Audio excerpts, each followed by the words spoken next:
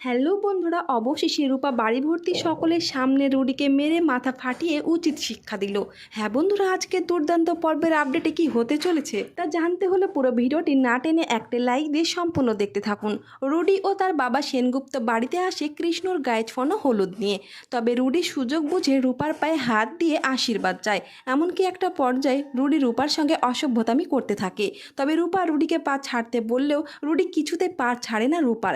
ঠিক তখনই রূপা কোনো উপায় না পেয়ে রুডিকে উচিত শিক্ষা দেওয়ার জন্য তার হাতে থাকা থালাটা রুডির মাথায় ফেলে দেয়। আর সঙ্গে সঙ্গে রুডি চিৎকার করে ওঠে আর মাথায় হাত দিয়ে দেখে যে তার মাথা থেকে রক্ত ঝরছে। তবে রক্ত দেখে রুডি চমকে ওঠে। আর এইদিকে রূপা রুডিকে ভালো করে বুঝিয়ে দেয় যে সে শোনার মতো বোকা নয়, কারণ রুডি জানতে পারছে না যে রূপা ওই বাড়িতে গিয়ে কি করতে পারে তাদের সঙ্গে। তো বন্ধুরা, তোমরাও কি এটাই চাও রূপা যেন এইভাবে রুডিকে উচিত শিক্ষা দেয়? অবশ্যই কমেন্ট করে জানিয়ে দিতে পারো তোমাদের মতামত।